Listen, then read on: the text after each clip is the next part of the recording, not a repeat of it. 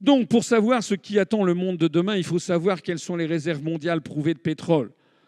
Un spécialiste m'a dit, ce n'est pas des réserves mondiales prouvées, ce sont des réserves mondiales officialisées, rendues publiques. Il y a beaucoup d'autres réserves qui sont cachées, c'est possible. Il n'en demeure pas moins que, comme le montre ce graphique ou celui-là, tout le monde sait qu'à horizon de 30, 40 ou 50 ans, c'est encore au Moyen-Orient qu'il y aura plus de la moitié des réserves en hydrocarbures. Et puis en Afrique, et puis en Amérique centrale, et puis en Russie. On a ici une courbe qui a été contestée, c'est la courbe du pic pétrolier. Cette courbe du pic pétrolier donne à penser que nous aurions atteint un pic vers 2010 et que désormais, inéluctablement, la production pétrolière devrait se raréfier. C'est contré par d'autres analyses qui parlent non pas d'un pic, mais d'un plateau pétrolier qui durerait beaucoup plus longtemps. Je vais vous montrer le graphique dans un instant. Mais ce qu'il est important de comprendre, c'est de faire un agrandissement et de voir qu'en 2020-2030, c'est-à-dire demain, il y aura pratiquement plus de pétrole aux États-Unis hors Alaska. Puis de toute façon, les États-Unis conservent ça pour eux, ce sont leurs réserves stratégiques. En Europe, c'est terminé. On va assister à la fin de ce qui se passe en Norvège et en Écosse. En Russie, en revanche, il y aura encore du pétrole en 2050. Et encore, ce sont les réserves prouvées, mais sans doute, il y a beaucoup d'autres réserves qui ne sont pas encore annoncées. Il y aura les autres, c'est-à-dire le Moyen-Orient, l'Afrique, l'Amérique latine. Ça veut dire qu'à horizon de 2050, ceux qui posséderont les hydrocarbures, ça sera la Russie, l'Afrique, le Moyen-Orient, l'Amérique latine. Et le graphique avec non pas le pic pétrolier, mais le plateau pétrolier, en fait, vous voyez, c'est la même chose qu'on reporte non pas à 2050, mais à 2125, la fin du pétrole. En gros, c'est un peu la même chose. Ça ne vient pas polluer la conclusion qui est que c'est en Afrique, au Moyen-Orient, plus exactement au Moyen-Orient 1, et puis également en Amérique latine, en Afrique et en Russie, qu'il y aura les réserves en hydrocarbures vitales pour la vie en société, la vie contemporaine telle que nous la connaissons. Dans ces conditions, à votre avis, d'un point de vue géopolitique, qu'est-ce qui est intelligent ? C'est être ami des pays qui auront des hydrocarbures ou être ennemi ? C'est évidemment être ami. Charles de Gaulle nous avait laissé en 1969 une France rayonnante qui était acclamée en Russie. Il avait entamé la politique de détente. Au Moyen-Orient, il avait lancé la grande politique arabe de la France. En Afrique, c'est lui qui était l'auteur des décolonisations. Il avait procédé, pas défendre la France-Afrique, bien entendu, mais il avait procédé à une profonde rénovation quand même des rapports franco-africains. En Amérique latine, il avait fait son grand déplacement en Amérique latine. Tous ces atouts exceptionnels, la politique arabe de la France, la politique en Amérique latine, la politique africaine, la politique de détente vis-à-vis de la Russie ont été sabotés par ses successeurs qui nous ligotent avec l'Union européenne dans un choix dramatiquement erroné. Au lieu de faire alliance avec les pays, alliance, mais une alliance amicale, fructueuse, une vraie coopération fondée sur l'amitié, la connaissance mutuelle, l'appréciation mutuelle, au lieu de faire alliance avec les pays d'Afrique, d'Amérique latine ou du Moyen-Orient, qui seront les principaux détenteurs de pétrole dans 40 à 100 ans, la France s'est enfermée avec la construction européenne et elle va s'enfermer davantage encore avec le grand marché transatlantique dans une alliance avec les États-Unis d'Amérique et les pays d'Europe qui seront les États qui n'auront plus de ressources. Mais vraiment, chapeau! Chapeau en matière stratégique. On s'allie avec ceux qui n'auront rien. La conséquence de ça, c'est que sortir de l'Union européenne permettra de mettre un terme à cette stratégie suicidaire et de nouer des partenariats stratégiques avec les États détenteurs de réserves. Parce que sinon, nous allons faire ce qui est en train de se passer. Nous allons être entraînés dans la politique néocoloniale d'appropriation, de rapine et de vol menée par les États-Unis d'Amérique qui veulent s'approprier par la violence, par la force, les ressources énergétiques du Moyen-Orient, de l'Afrique, de l'Amérique latine et de la Russie. Nous avons donc le choix entre être du côté de la justice, des rapports pacifiques avec l'ensemble des pays du monde, ou faire le choix d'être avec les gangsters qui veulent piquer aux autres par la force leurs réserves. C'est ça le vrai choix qui s'offre à nous. Je signale qu'un sondage Gallup et Win International qui est sorti le 13 janvier 2014, qui a été fait dans 65 pays du monde, a révélé que pour la population de la planète entière, à votre avis, quel pays représente la plus grande menace pour la paix mondiale? En un, de très très très très loin devant tous les autres, les États-Unis d'Amérique avec 24% de la population interrogée. Nous faisons alliance avec le pays qui est le plus honni du monde. Comme disait Charles de Gaulle, à la fin des fins, les Américains finiront par se faire détester par tout le monde. Et nous sommes en train de passer sous les fourches caudines de ce pays-là. La sortie de l'Union européenne et de l'OTAN permettra de rompre avec la logique guerrière et belliciste du choc des civilisations. La France renouera avec sa diplomatie indépendante et non alignée, telle qu'elle est ardemment désirée par la quasi-totalité des peuples du monde. Rappelez-vous les années 60 avec le président de la République française en Équateur, au Venezuela, au Cambodge, en Russie, au Mexique ou au Québec. La priorité que nous voulons donner, c'est la priorité à la francophonie. Nous proposons à nos partenaires de la francophonie un parlement de la francophonie. Rappelez-vous, vous savez, je vous avais dit que nous avions une idée pour le parlement de Strasbourg.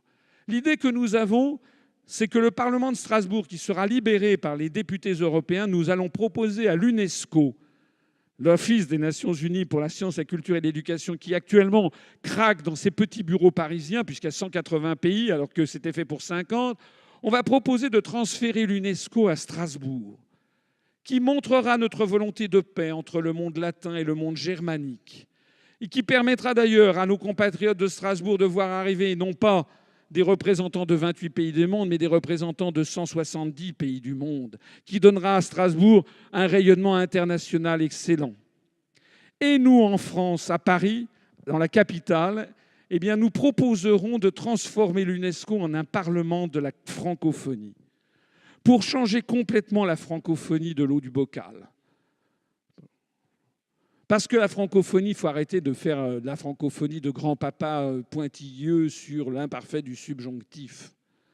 La francophonie, ça doit désormais être autre chose. Ça doit être une vision du monde, une vision partagée, une autre vision que le monde anglo-saxon. Une autre façon de concevoir la vie en société qui ne soit pas uniquement fondée sur l'adoration du veau d'or.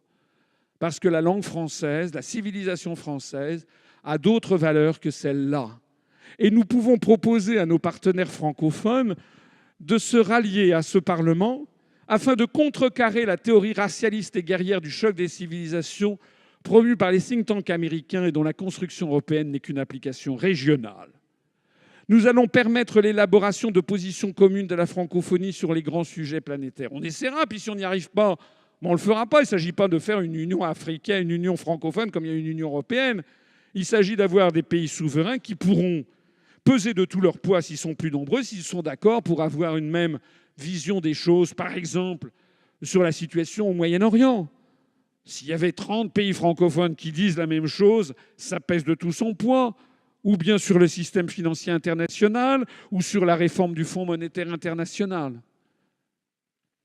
En fait, c'est donner à la francophonie une vision politique, en finir avec la France-Afrique, les liens de domination néocoloniaux, mais nouer un vrai partenariat avec ces pays dont, en fait, nous sommes beaucoup plus proches qu'il n'y paraît parfois. En réalité, nous sommes beaucoup plus proches du Maroc, de la Tunisie, du Sénégal, de la Côte d'Ivoire, du Bénin, de Madagascar, du Vietnam, de Haïti, que nous ne sommes proches de la Slovaquie, de l'Estonie, de la Lituanie, de la Finlande. C'est ça la vérité. Et puis, ce n'est pas seulement la francophonie, c'est aussi la priorité à l'universel. La France a été championne tout au long du XIXe siècle et du XXe siècle par ce bel adjectif que nous voulons remettre au goût du jour, l'universel. C'est les Français qui ont inventé les expositions universelles. Universel, ça veut dire que la France ne fait pas le distinguo entre des pays serviettes et des pays torchons. Ça, c'est une vision d'apartheid. Nous disons qu'au 3e millénaire, tous les peuples du monde sont égaux. C'est justement, il faut en finir avec le 2e millénaire. Il faut désormais considérer que toute l'humanité est égale. Il faut considérer que tous les pays doivent défendre leur identité nationale parce que rien ne serait pire, le pire cauchemar, je crois, qui pourrait arriver, c'est que nos arrière-arrière-petits-enfants, au XXIIIe siècle, aient une planète qui soit couverte que de Kentucky Fried Chicken et où tout le monde parle l'américain. C'est l'horreur. Nous devons donc défendre la biodiversité des espèces végétales et animales, mais aussi la biodiversité des peuples et des nations. Et en même temps que nous devons défendre ça, c'est dans une relation dialectique et dynamique, nous devons nouer des partenariats avec tous les peuples du monde sur la base de l'égalité, sans faire de distinguo sulfureux et suspect selon l'appartenance à tel ou tel continent. En réalité, nous réorienterons une partie de nos versements à l'Union européenne en une aide à destination des pays de la francophonie et plus généralement de tous les pays du monde en développement. Nous développerons un système d'échange d'étudiants important de type Erasmus. On vous bassine sans arrêt. Erasmus, c'est formidable. Non, c'est pas formidable. Pourquoi est-ce qu'on devrait développer des échanges entre des jeunes étudiants français et espagnols et pas entre des étudiants français et ivoiriens ou brésiliens ou japonais? En vertu de quoi il faudrait développer des échanges entre les jeunes Français et les jeunes Estoniens et pas entre les jeunes Français et les jeunes Vietnamiens, Cambodgiens, Indiens, Pakistanais ou Mexicains? Qu'est-ce que c'est que cette histoire? En fait, la mondialisation n'est pas une mondialisation, c'est une américanisation. Et nous sommes contre l'américanisation du monde. On ne n'est pas contre le peuple américain. On fait bien le distinguo entre le peuple américain et les dirigeants qu'il subit. Nous sommes en faveur de l'universel. Tel est notre programme. Le programme, celui que nous proposons, les jours heureux. Les jours heureux, c'était le titre du Conseil national de la résistance de 1944. Le titre du programme, c'est celui que nous avons repris à notre compte 70 ans après, en le modernisant.